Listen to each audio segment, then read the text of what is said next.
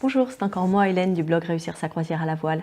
Dans le cadre de notre série de vidéos Comment partir serein autour du monde, intéressons-nous aujourd'hui à la question de la domiciliation. En effet, si vous décidez de partir en itinérance autour du monde pour quelques mois d'affilée, voire plusieurs années, et que vous percevrez pendant ce voyage des revenus, comme les loyers résultant de la mise en location de votre logement par exemple, vous resterez résident fiscal français, vous aurez des impôts à payer et vous aurez donc une déclaration à déposer chaque année auprès du service des impôts. Toutefois, si vous quittez votre logement, vous n'aurez plus d'adresse personnelle en France. Il vous faudra donc élire domicile quelque part, au moins sur le papier, car il sera nécessaire que vous communiquiez une adresse de référence à votre centre des impôts. Alors bien entendu, cette question de la domiciliation, notamment fiscale, ne vous concerne pas si vous partez au long cours sans conserver sur le territoire français des intérêts économiques dont vous tireriez la majeure partie de vos revenus. Alors la question de la domiciliation est double. Il faut s'intéresser tant à la domiciliation fiscale qu'à la domiciliation postale et nous allons balayer ensemble les différentes options possibles. On va commencer par la domiciliation fiscale qui est souvent la plus complexe et donc pour définir cette dernière, deux possibilités majeures s'offrent à vous. La première, qui vous viendra probablement en premier à l'esprit, c'est bien sûr de déclarer l'adresse d'un proche, d'un ami ou d'un membre de votre famille. Attention toutefois, si vous percevez des revenus comme les loyers suite à la mise en location de votre logement, ces derniers vont s'ajouter aux revenus de votre hébergeur et donc cela va probablement générer une augmentation conséquente de sa taxe d'habitation. Voire même, pourquoi pas, de lui faire diminuer ou perdre le bénéfice d'éventuelles allocations. Donc ce désagrément peut être évité si votre proche paye déjà le maximum de la taxe d'habitation, mais ce cas de figure sera probablement de plus en plus rare suite à la réforme de la taxe d'habitation et aux diminutions du montant qu'aura à acquitter dans les années à venir la majeure partie de la population. Alors la seconde solution consiste à solliciter le service public de la domiciliation qui est ouvert aux personnes sans domicile stable et qui ne disposent donc pas d'une adresse qui leur permet de recevoir et de consulter leur courrier de façon permanente et confidentielle. Alors les organismes de domiciliation sont les centres communaux et intercommunaux d'action sociale, donc les CCAS ou les CIAS, voire quelques autres organismes à but non lucratif agréés par le préfet de département. Toute personne qui se retrouve sans domicile stable peut faire une demande de domiciliation fiscale dans la ville dans laquelle il dispose d'un lien. Attention, les seuls motifs recevables pour justifier de ce lien avec la commune que vous allez choisir de solliciter sont les suivants. C'est bénéficier d'un suivi social, médico-social ou professionnel donc sur le territoire de cette commune, voire d'entreprendre des démarches en vue de mettre en place ce suivi. C'est d'avoir des liens familiaux avec une personne qui réside sur la commune, ou c'est encore d'exercer l'autorité parentale sur un enfant mineur scolarisé dans la commune. Alors vous vous en doutez, vous le savez, dans la plupart des cas, le service de domiciliation est sollicité par des personnes en situation de précarité. Et donc notre situation, qui correspond à un départ volontaire pour agrément personnel, qui plus est assorti de ressources régulièrement mobilisables, ne manque pas de surprendre nos interlocuteurs, voire même de leur poser un sacré casse-tête. Donc le mieux est de prendre rendez-vous avec le CCAS ou avec le maire de votre commune, systématiquement président du CCAS, pour exposer la situation, expliciter votre demande, trouver des solutions partagées avant éventuellement d'officialiser votre démarche. Donc là, à vous vraiment d'être convaincant. Il faut savoir que les communes peuvent refuser un rattachement s'il est considéré que vous ne rentrez pas dans le cadre réglementaire de la domiciliation ou si le quota de 3% de SDF est déjà atteint. Par contre, tout refus doit être notifié et motivé par écrit. Dans le cas contraire, si votre demande est acceptée, votre CCAS vous fera remplir un CERFA, un formulaire CERFA qui sera ensuite transmis en préfecture pour enregistrement et il vous sera délivré une attestation de domiciliation valable 1 an. Alors, il n'est plus nécessaire, depuis la réforme de la domiciliation de 2016, de se présenter physiquement tous les 3 mois pour conserver le bénéfice de sa domiciliation. Il est possible aujourd'hui simplement de donner procuration à un tiers qui passera donc au minimum une fois tous les 3 mois pour récupérer le courrier qui aurait pu vous être adressé à l'adresse du CCAS. Alors, une fois domicilié dans la commune de votre choix, vous serez de facto rattaché au centre des impôts de cette dernière. Il vous suffira donc de communiquer à ce service des impôts votre attestation de domiciliation, une adresse postale si vous souhaitez que cette dernière soit différente de votre domiciliation fiscale, et donc le service des impôts sera en mesure de gérer tant votre déclaration que vos paiements. Alors venons-en maintenant à la domiciliation postale, qui vous permet de disposer d'une adresse postale en France pour y recevoir votre courrier. Cette question est heureusement un petit peu plus simple que celle de la domiciliation fiscale, d'autant plus qu'il est possible maintenant de dématérialiser la plupart de nos correspondances, et donc il ne reste en général que quelques courriers papier résiduels pour lesquels il faut trouver malgré tout une solution. Donc là encore, plusieurs possibilités s'offrent à vous. Vous pouvez décider pour votre domiciliation postale de déclarer l'adresse d'un proche qui s'occupera de la réception de votre courrier, qui en prendra connaissance et qui pourra vous le faire suivre de façon scannée ou par voie postale, le cas échéant, si cela requiert une intervention de votre part.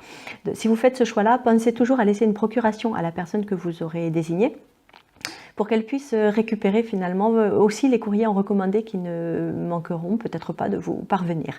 Et pensez à bien préciser au niveau du service des impôts que cette adresse est bien une adresse postale et non pas du tout votre domiciliation fiscale, afin d'éviter les désagréments que nous avons préalablement évoqués.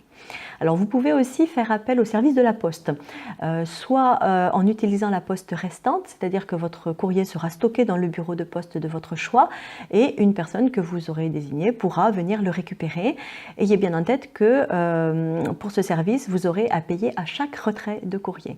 Vous pouvez aussi envisager la réexpédition temporaire, qui est un service proposé par la Poste, mais dans ce cas-là, il faudra que votre voyage n'excède pas la durée d'1 an, puisque la réexpédition ne se fait pas au-delà de cette durée. Et donc pour une année de réexpédition, il faudra vous acquitter de plusieurs dizaines d'euros, à peu près entre 50 et 70 euros pour bénéficier de ce service. Alors vous pouvez encore faire appel au service d'une entreprise spécialisée. Il en existe un certain nombre sur le web. Les plus connus des tours du mondistes sont Ubidoka et le Courrier du Voyageur. Et en fonction de l'abonnement que vous aurez choisi de souscrire, ces entreprises recevront votre courrier, pourront vous le scanner ou vous le réexpédier par voie postale, voilà, en fonction du niveau de service que vous aurez validé. Dernière solution, bien sûr, l'adresse du CCAS. Si vous avez fait le choix d'y être domicilié fiscalement, vous pouvez aussi conserver son adresse pour une domiciliation postale. Et donc là, comme nous l'avons déjà évoqué, il vous appartiendra de mobiliser une personne qui passera au minimum une fois tous les 3 mois relever votre courrier. Alors, à quelques mois de notre départ, quel choix avons-nous fait, nous, sur ces questions-là? Concernant la domiciliation postale, nous avons fait le choix d'utiliser l'adresse d'un membre de notre famille qui s'occupera qui assurera le suivi de notre courrier et qui nous préviendra en cas d'urgence à traiter éventuellement. Concernant la domiciliation fiscale, dans la mesure où nous allons tirer des revenus de la mise en location de notre maison, nous ne souhaitons pas faire prendre le risque à nos proches d'une augmentation de leur taxe d'habitation. Nous avons donc sollicité notre CCAS pour cette raison-là prioritairement. Alors, en ayant bien en tête que notre situation ne rentre pas dans les cas habituels de la domiciliation et que compte tenu de ce flou juridique, nous sommes vraiment tributaires de l'interprétation de notre interlocuteur, sans parler de sa bonne volonté et de sa bienveillance. Nous nous sommes déplacés au CCAS avec plusieurs mois d'avance par rapport à notre besoin effectif pour exposer notre situation et pouvoir échanger avec eux. Alors pour tout vous dire, notre premier rendez-vous n'a pas été très concluant. Nous sommes d'abord tombés sur une chargée d'accueil charmante qui, elle, n'a pas été outre mesure étonnée par notre demande et qui l'a plutôt considérée comme une simple formalité. Par contre, au détour d'une question qu'elle est allée poser à sa directrice installée juste dans le bureau d'à côté, les choses se sont un petit peu compliquées et elle est revenue avec une réponse, la réponse que nous redoutions, c'est à savoir que nous ne rentrions pas dans le cadre de la domiciliation et que notre demande ne pouvait pas a priori être satisfaite. Alors nous sommes repartis la mine un petit peu basse, mais avec quand même une promesse en poche, celle que notre demande soit quand même analysée un petit peu plus finement et approfondie en vue d'une réponse définitive. Donc quelques jours plus tard, ne voyant toujours rien venir, nous sommes retournés au CCAS et cette fois-ci, la directrice a accepté de nous recevoir directement, même sans rendez-vous. Donc elle nous a d'abord ressorti le discours qu'elle nous avait fait tenir, en tout cas par personne interposée la fois précédente, à savoir que notre cas n'étant pas écrit noir sur blanc, nous ne pouvions pas bénéficier des services de la domiciliation publique. Mais cette fois-ci, nous ne nous sommes pas laissés impressionner, tout simplement, et nous avons cherché à comprendre sa posture tout en essayant d'élargir le dialogue. Donc nous lui avons expliqué tout d'abord que nous partions en itinérance à l'étranger et que dans le cadre de notre voyage, nous ne disposerions donc pas d'une adresse fixe. Nous lui avons ensuite rappelé que nous mettions notre logement en location sur la commune, que nous en tirerions des revenus et que donc en tout bon citoyen français que nous sommes, nous aurions des impôts à payer. Et que finalement pour pouvoir payer ces derniers, il nous fallait une nouvelle adresse puisque notre logement serait loué à un tiers. Nous avons continué à l'amadouer en lui expliquant pourquoi nous ne souhaitions pas nous domicilier chez un de nos proches pour cette question de la taxe d'habitation et de l'impact que cela pourrait avoir pour nos familles. Nous avons également mis en avant le fait que nous étions installés dans la commune depuis plus de 10 ans, que nous y avions nos médecins du quotidien et qu'en cas de soucis de santé au cours du voyage, nous reviendrions très logiquement nous faire soigner ici.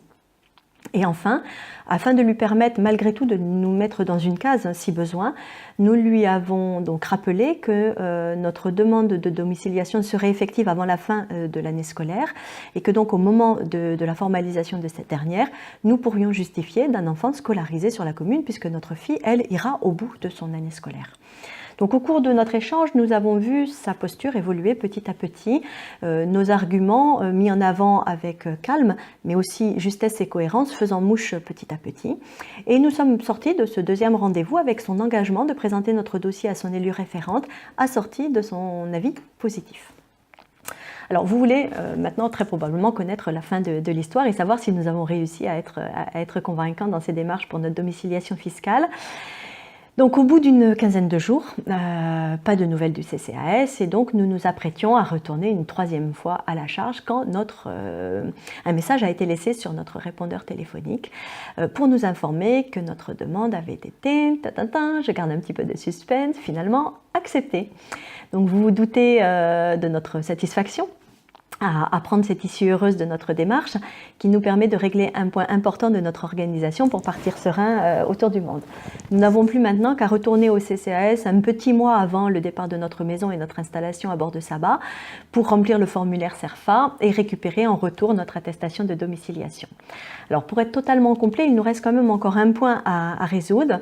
Ce sera celui du renouvellement de notre domiciliation, puisque je vous ai dit que ces dernières n'étaient accordées que pour une durée de 1 an et que pour être renouvelée, il faut normalement se présenter physiquement au CCAS. Donc nous ne savons pas encore comment nous allons régler cette question-là, mais nous nous laissons un petit peu le temps de la réflexion. Nous sommes confiants, nous trouverons bien une solution d'ici là. Voilà, pour conclure cette vidéo, une fois de plus, nous ne pouvons que vous encourager à vous intéresser à toutes ces démarches avec anticipation par rapport à la date de départ que vous ambitionnez, parce que même si une demande de domiciliation ne prend dans les faits normalement qu'une quinzaine de jours pour être effective, vous vous rendez compte qu'il faut parfois déminer un petit peu le terrain pour obtenir gain de cause.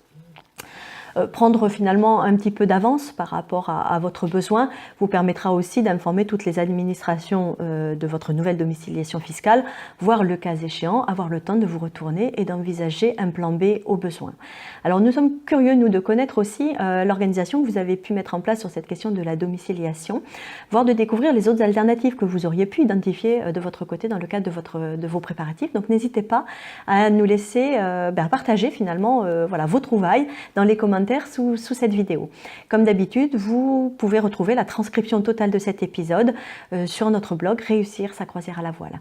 À très bientôt pour d'autres préparatifs. Ciao!